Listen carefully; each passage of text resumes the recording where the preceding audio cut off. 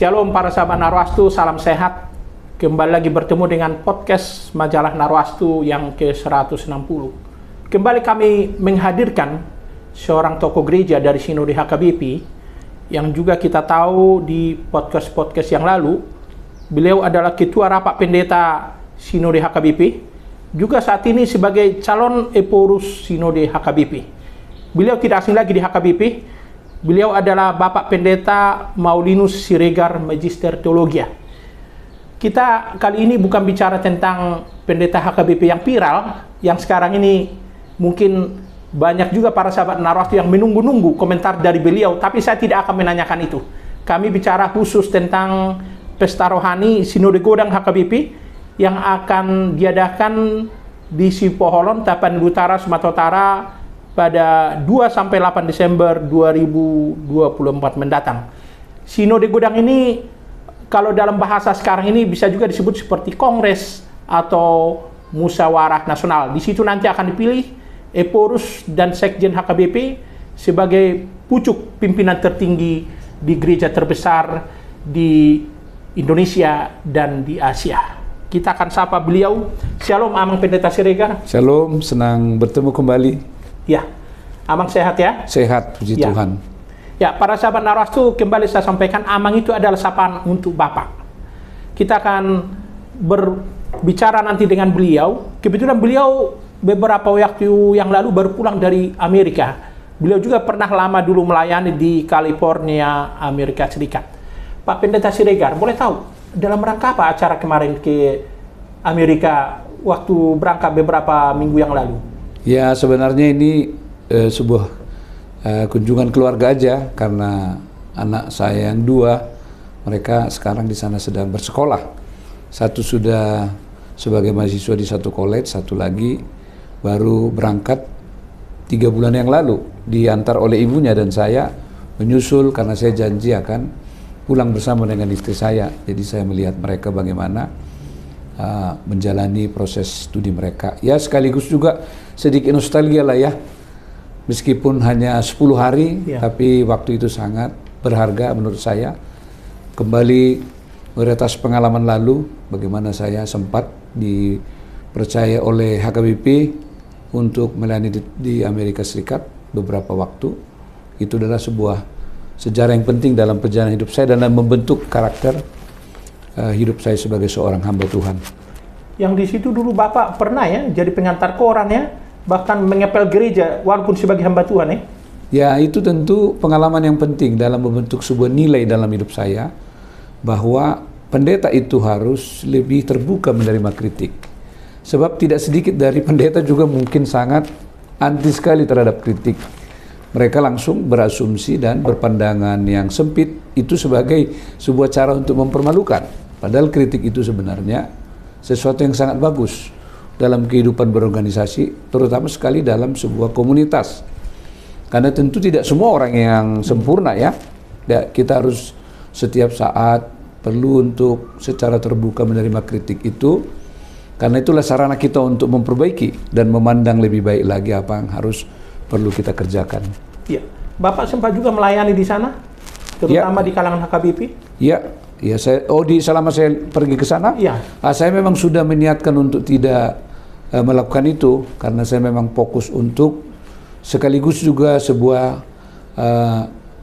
waktu merenung ya, menapaktilasi apa yang pernah saya lakukan. Tapi memang saya sudah dari awal tidak melakukan tugas pelayanan secara khusus, karena kepergian saya adalah untuk mengunjungi anak, sekaligus juga mengingat perjalanan saya selama di sana dan pelayanan yang pernah saya lakukan.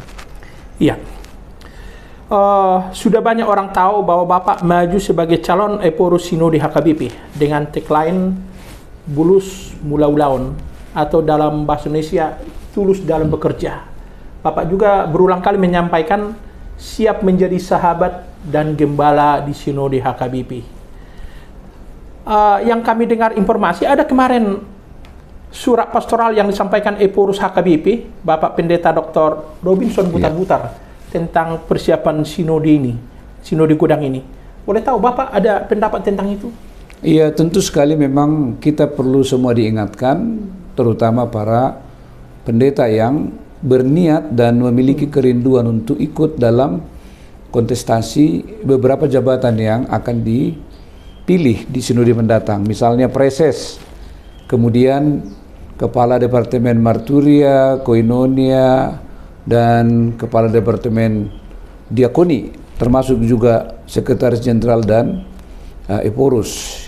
Kita melihat bahwa sebuah dinamika telah terjadi. Mungkin jemaat mengikuti dengan baik proses yang sedang terjadi ini. Ada yang pro dan ada yang kontra. Itu sangat lumrah. Dan mungkin ada yang bersikap simpatik dan ada yang tidak bersikap simpatik. Mungkin saja ada dari tindakan atau dari berbagai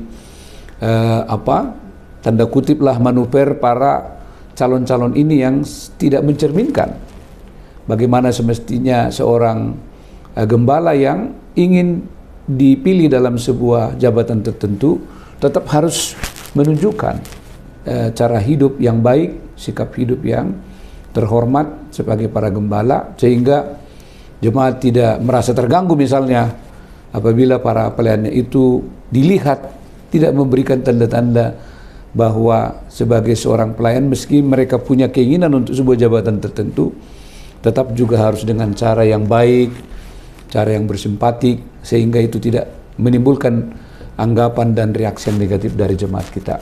Ya.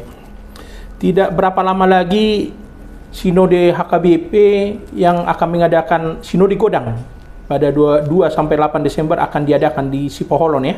Iya, Bang ya. Ini sering juga disebut sebagai pesta rohani. Mungkin Bapak bisa jelaskan itu apa? Kenapa mesti disebut pesta rohani? Iya, tentu ini sangat penting untuk digarisbawahi, dan sebenarnya jemaat dari kejauhan mengikuti terus proses ini. Mereka menginginkan HKBP ini lebih baik, itu yang penting. Karena siapapun yang dipilih menjadi pimpinan itu, bagi jemaat kita itu sama. Mereka adalah pendeta yang telah dipersiapkan bertahun-tahun untuk membentuk sebuah karakter kepemimpinan. Tetapi apabila kita memberikan gambaran buruk tentang proses itu, tentu jemaat sangat kecewa dan mereka mungkin tidak menginginkan hal seperti itu. Karena itu kami para pelayan harus mengingat, terutama yang memiliki niat untuk maju dalam Sinode Godang 2024 ini, mengingat bahwa Sinode itu adalah pesta rohani, memandang dan berjalan bersama-sama sun hodos, bahwa dalam Sinode itu bagian yang penting yang dibicarakan sebenarnya adalah menetapkan rencana strategis HKBP 4 tahun ke depan. Ibaratnya dalam bahasa yang sederhana itu adalah arah menggereja HKBP 4 tahun ke depan, ya ditentukan di Sinode itu. Kemudian mengevaluasi pekerjaan para pimpinan HKBP selama 4 tahun 2020 ke 2024. Bagaimana mereka bertanggung jawab untuk mengemban amanat, mengemban sebuah tanggung jawab yang telah diberikan oleh Tuhan kepada mereka. Yang memberikan bukan manusia, tetapi adalah Tuhan. Begitu juga Sinode yang akan datang ini. Para pendeta harus mengingat itu pesta rohani, tidak boleh menciderai dan mengotori semua proses itu dengan cara-cara yang tidak baik, karena ini adalah sebuah pesta rohani.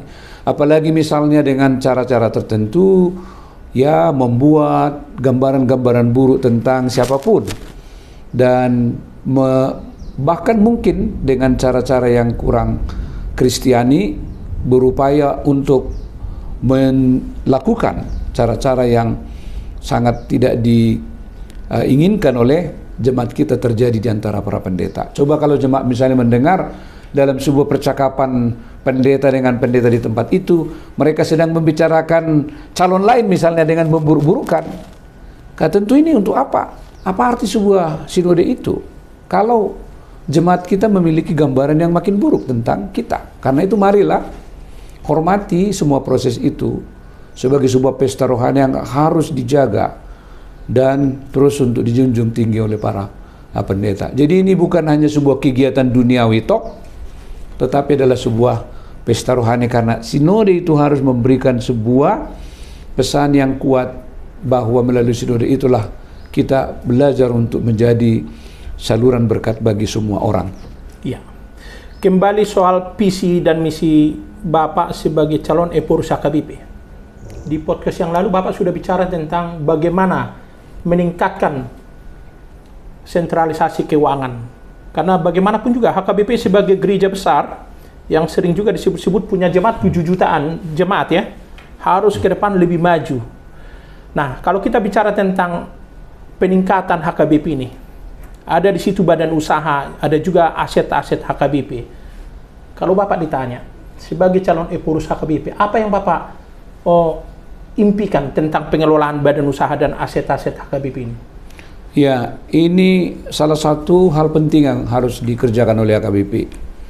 Karena sentralisasi ini bagaimanapun tetap harus disempurnakan, dikembangkan lebih lanjut. Karena income dari BPSK sebagai sebuah pengelola di HKBP yang telah diputuskan di Sinode, Badan Pengelola Sentralisasi Keuangan, selain perlu diberikan wewenang yang lebih besar, sekaligus juga tanggung jawab yang lebih besar, supaya pengelolaan uang HKBP itu satu, itu di BPSK, tidak ada lagi pengelolaan lain.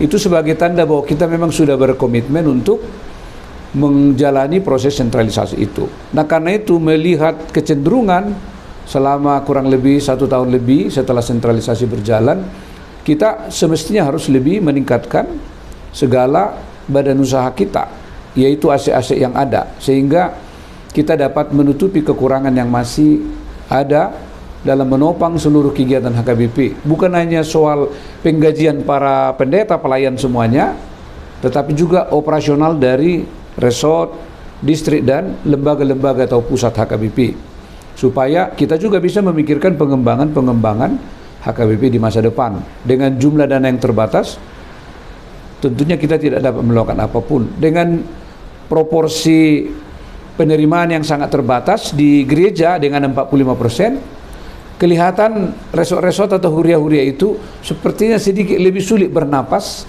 melakukan program-program yang konkret dalam peningkatan kualitas iman jemaat. Padahal basicnya memang di gereja itu, basicnya di huria-huria di gereja-gereja itu. Kalau pembinaan kerohanian itu lebih sedikit, ya tentu logikanya income yang dapat diharapkan untuk menambah pendapatan gereja pun akan lebih sedikit, karena jumlah kegiatan-kegiatan yang sudah berkurang karena 45% tinggal di jemaat itu tentu memang sesuatu yang menjadi tantangan tersendiri bagi jemaat. Sebelumnya kan itu proporsinya lebih besar. Nah, ini tentu tidak mudah. Sesuatu yang baru ini bagi jemaat-jemaat tidak mudah untuk segera dapat diatasi. Karena itulah sebenarnya ya pusat harus memiliki sebuah tanggung jawab besar dalam pengelolaan usaha-usaha yang ada di gereja HKBP.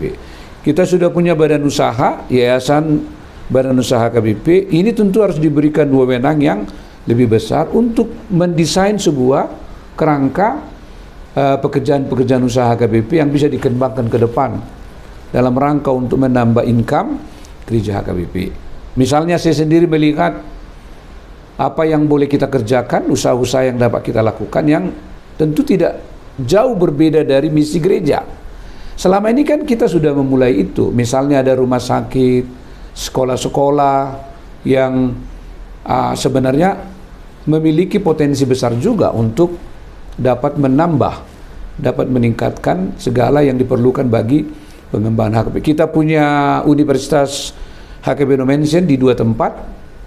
Tentu ini belum optimal. Mungkin kita perlu memeriksa dengan baik apa yang perlu kita lakukan supaya universitas yang 2 ini boleh mendapatkan income yang jauh lebih besar. Kemudian usaha-usaha HKBP lainnya, misalnya percetakan. Nah, ini tentu perlu dipikirkan bagaimana kita meningkatkan kualitas usaha HKBP, terutama misalnya percetakan yang ada, supaya itu dapat menghasilkan income yang dapat menopang, mendukung program sentralisasi HKBP. Belum lagi bisnis yang lain yang bisa dikerjakan oleh gereja. Kalau kita misalnya sepakat memberikan wewenang yang lebih luas kepada badan usaha HKBP atau yayasan badan usaha HKBP untuk memikirkan dan melakukan berbagai kajian dan pendekatan untuk pengembangan bisnis gereja kita. Karena gereja di dunia ini, gereja mana lagi yang bisa tanpa how to sell a church, bagaimana menjual gereja, programnya, kegiatannya, dan badan aset-asetnya yang ada, supaya itu bisa menghasilkan uang. Tidak bisa lagi kita hanya mengharapkan dari jemaat semata-mata income ke kantor pusat, tapi pimpinan HKBP ke depan harus memikirkan, memiliki visi yang harus tanda kutip ya pro bisnis. Mana aset-aset dan potensi-potensi bisnis yang bisa dilakukan oleh HKBP ke depan dalam rangka untuk menambah income HKBP dalam menutupi semua cost yang diperlukan untuk biaya operasional gereja kita dari tingkat huriah sampai tingkat pusat. Iya, menarik pemikiran Bapak ini tentang bagaimana meningkatkan pelayanan gereja HKBP dan mensejahterakan para pelayannya. Terkait dengan pesta rohani tadi, Bapak menyinggung juga tentang Sinode Godang 2024 ya. Di tahun ini juga pada November kita akan melihat gereja di Indonesia, PGI, akan mengadakan sidang raya juga di Tanah Toraja. Boleh Bapak kasih pendapat tentang sidang raya PGI 2024 yang akan diadakan di Tanah Toraja?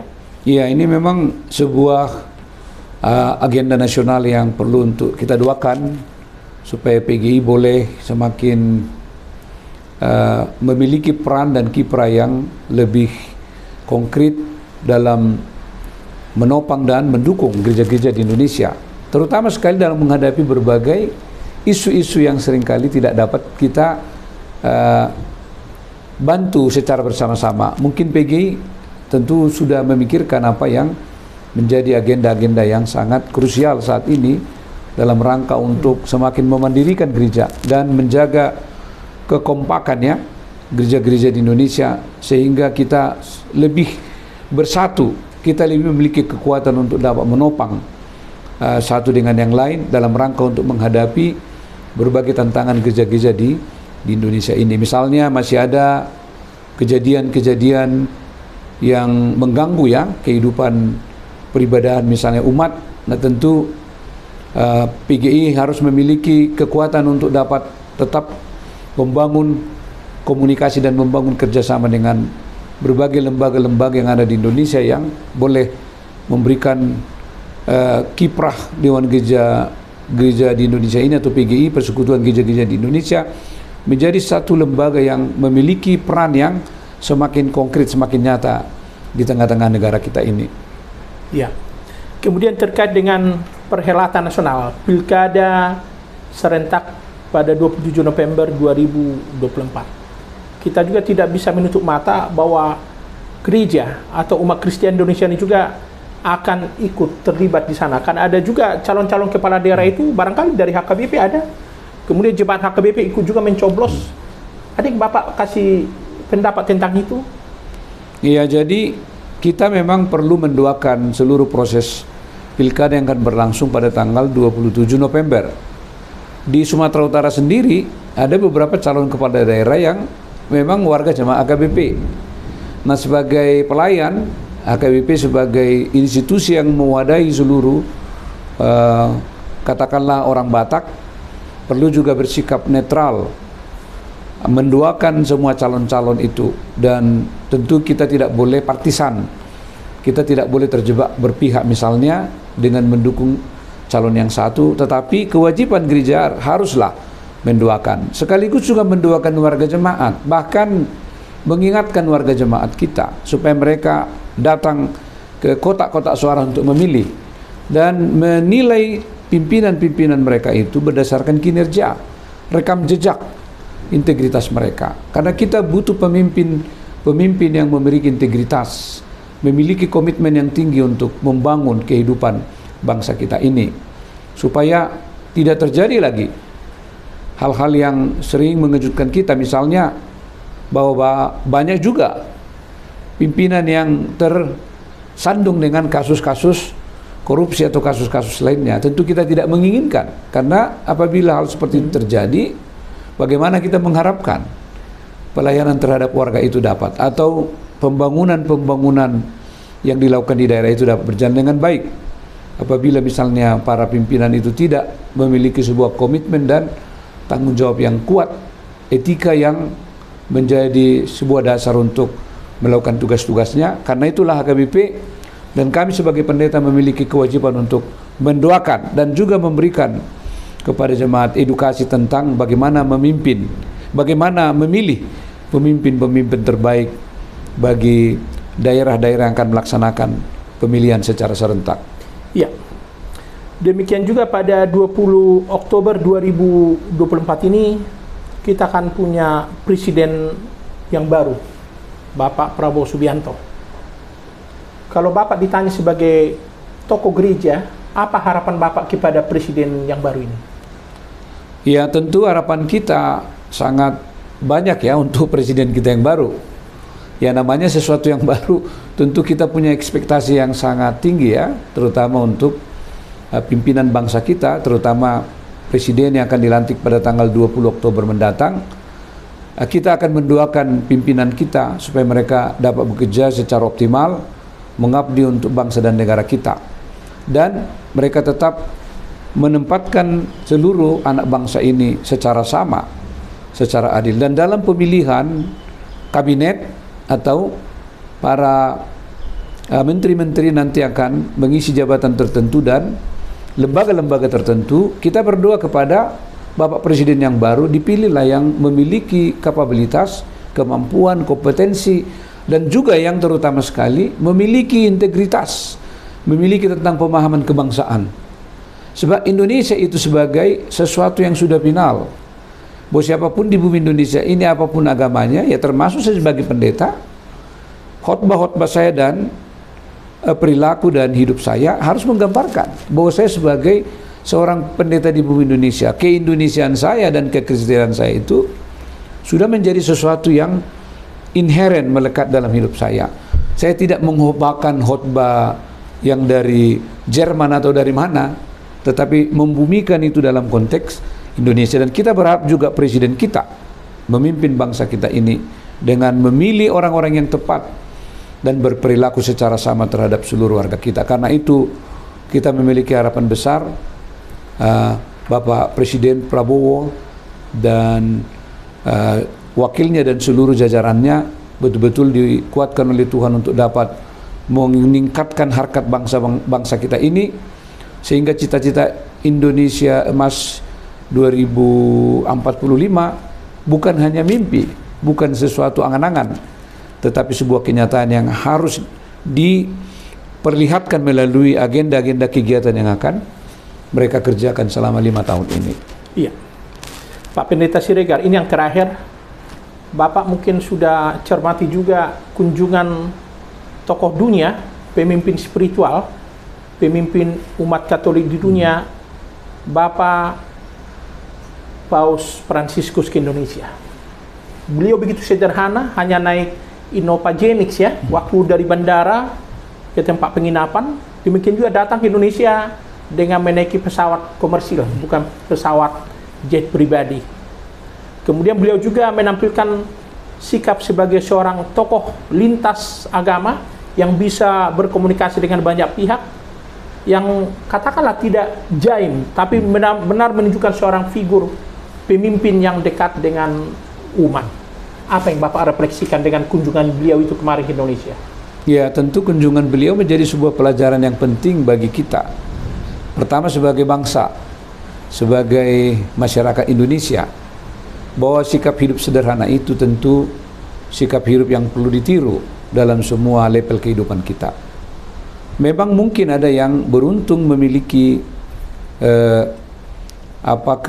kekayaan dan segala macam, memiliki sebuah privilege untuk menampilkan kemewahan, tetapi sebagai warga bangsa kita perlu meniru apa yang dipraktekkan oleh Bapak Paus yang datang ke Indonesia, karena perilaku hidup sederhana tentu akan membangun sebuah kehidupan yang yang katakanlah seimbang. Itu akan mengajarkan sesuatu yang membuat orang lain tidak ada merasa ada orang yang di bawah misalnya, atau merasa sepertinya direndahkan dengan penampilan orang. Dan tentu itu juga menjadi sebuah nilai-nilai yang lahir dari pemahaman iman beliau misalnya sebagai seorang pemimpin gereja Katolik di dunia ini. Lalu sebagai seorang pendeta, ya saya tentu kemarin bercermin dari apa yang diperlihatkan oleh Paus itu. Ya karena kami pendeta pun mungkin perlu juga banyak belajar. Gaya hidup pendeta sekarang mungkin bisa juga menjadi sebuah gambaran betapa kita perlu untuk meniru, melihat bagaimana sosok seorang pemimpin gereja. Ya memang pemimpin gereja itu harus membangun sebuah sikap hidup keugaharian, kesederhanaan. Karena kesederhanaan itu memberikan sebuah apa? Simpati bagi orang lain. Cobalah misalnya kalau seseorang misalnya memaksakan diri memakai seluruh tangannya ini atau jari-jarinya ini dengan sebuah kemewahan, dengan barang-barang berharga di tangannya itu, bagi kebanyakan orang ini bukan sesuatu yang menarik, tetapi mungkin sering dinilai sebagai sebuah keangkuhan sikap seperti ini. Ya saya sama saya sendiri, ini cincin yang terus saya pakai dari tahun 97 ya, ini yang saya pakai. Untuk apa juga misalnya kita harus menunjukkan kemewahan seperti itu dalam sikap hidup kita juga. Ya pendeta juga harus perlu belajar dari pengalaman ini, karena sebagai seorang ketua rapat pendeta HKBP, ya saya memiliki sebuah tanggung jawab juga untuk mengingatkan para pendeta dan kami supaya kedatangan Sri Paus ini menjadi sebuah pelajaran bagi kita para pendeta atau pelayan untuk membangun hidup sederhana. Tidak perlulah tampil mewah, karena memang kita dipanggil bukan untuk hidup seperti itu. Ya, sebagai pendeta memang kita sudah memiliki sebuah komitmen dan sebuah janji kepada Tuhan bahwa memang sudah itu tugas kita, memberikan sebuah contoh yang baik bagi kebanyakan orang.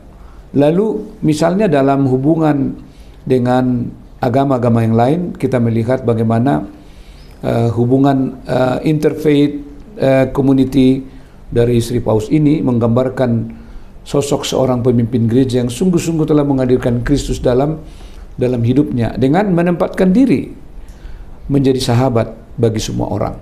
Dan itulah amanat Tuhan Yesus di Matius itu juga sangat jelas, memberikan kebaikan bagi semua. Meskipun saya sebagai pendeta, itu tidak berarti saya harus membatasi diri, hanya bergaul dengan pendeta dan jemaat saya. Sebagai seorang pendeta tentu saya memiliki sebuah tanggung jawab untuk membangun relasi yang baik dengan semua orang. Kalau kita analogikan, seorang sosok yang mengajarkan kebaikan itu bagi semua orang, itu akan lambat laun membentuk dan membangun sebuah konstruksi hidup sosial yang semakin bagus. Dan itu akan menolong masyarakat hidup harmoni, hidup saling menghargai. Tapi kalau umatnya diajarin dengan ajaran-ajaran yang ekstrim, pandangan-pandangan yang nggak benar, yang keliru, ya umatnya pun nanti akan berperilaku keliru. Dan ini pelajaran penting dari apa yang dilakukan oleh Sri Paus yang datang ke Indonesia kemudian dengan kesederhanaan hati yang sungguh-sungguh dalam kerendahan yang meniru Kristus itu, berbaur, membangun percakapan dan menerima sesama itu dengan hati yang sungguh-sungguh tulus mula-ulaun. Seperti itu saya lihat bagaimana seorang Paus yang baru saja mengunjungi kita di Indonesia ini. Dia tidak hanya Paus Katolik, dia menjadi bagian diri kita karena dia memberikan sebuah contoh keteladanan yang diajarkan oleh Kristus. Jadi menurut saya inilah yang perlu juga dilakukan oleh seluruh pelayan HKBP, terutama pendeta, yang harus mengingat bahwa kita harus menjauhkan segala pikiran duniawi yang seringkali membuat kita merasa cemas, merasa takut. Kita harus meniru apa yang dilakukan oleh Paus ini. Dia hidup betul-betul bersandar pada Kristus yang menguatkan kita. Iya. Para sahabat Narwastu, cukup menarik kita dengar paparan pemikiran dan gagasan dari seorang calon epurus HKBP yang juga saat ini masih dipercaya sebagai ketua rapat pendeta HKBP dan sekarang pendeta jemaat di HKBP Taman Mini Jakarta Timur. Para sahabat Narwastu, kita berdoa kiranya Tuhan memberkati beliau untuk mengikuti Sinode Godang HKBP pada 2-8 Desember 2024. Tapi biarlah kehendak Tuhan yang jadi, kiranya Bapak diberkati. Amin. Tuhan dalam mengikuti kontestasi di pesta rohani HKBP ini. Para sahabat Narwastu, kami undur diri. Shalom, salam sehat, salam kasih Narwastu, dan Tuhan memberkati Indonesia. Tuhan memberkati.